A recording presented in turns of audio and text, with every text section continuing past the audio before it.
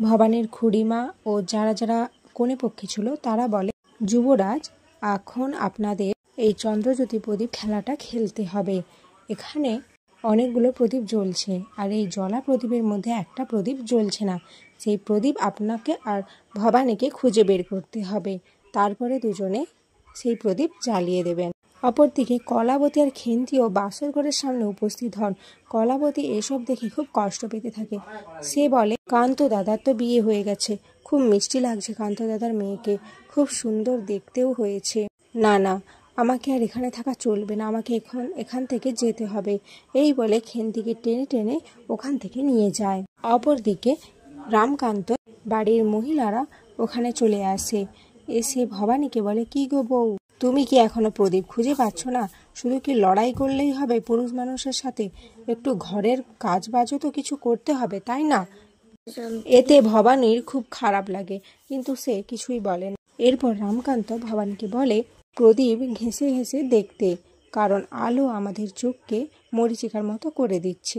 রামকান্তর কথা মতো ভবানী প্রদীপের আলোর দিকে তাকাতে থাকে। সত্য বলে, বৌরানী, আমি জানি তুমি পারবে, তুমি আর দাদা মিলেই পারবে খুঁজতে।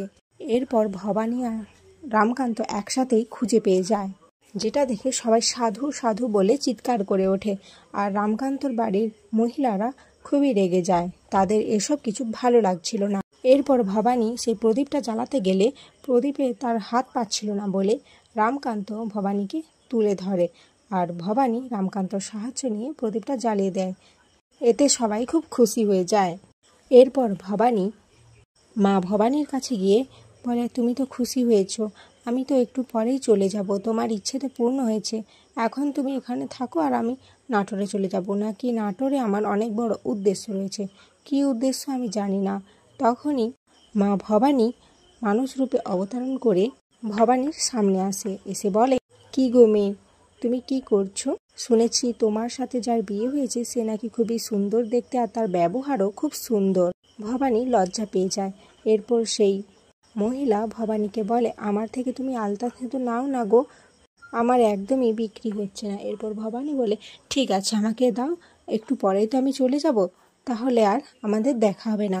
এরপর সে মেয়েটি ভবানীর হাতে আলতা সিঁদুর তুলে দেয় আর বলে, এগুলো কিন্তু মায়ের পায়ে ছোঁয়ানো সিঁদুর, দেখো তোমার মঙ্গল হবে, আর মা সবসময় তোমার সাথে থাকবেন, আর তুমি রাজরানী হবে গো, রাজরানী।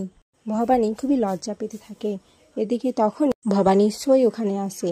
সে এসে সেই বউকে আর দেখতে পায় না। ভবানী অবাক হয়ে যায়, বলে, কি এখানেই তো ছিল সেই বউটা, কোথায় গেল? ওকে তো টাকা দেওয়াই হলো না। আগামী পর্বে দেখা যায় ভবানী তার বাবাকে জড়িয়ে খুব কান্না করতে থাকে বিদায়ের সময়। এরপর তার মায়ের আঁচলে চাল দিয়ে ওখান থেকে বেরিয়ে আসে। আর এখানেই আজকের পর্ব শেষ হয়ে যায়।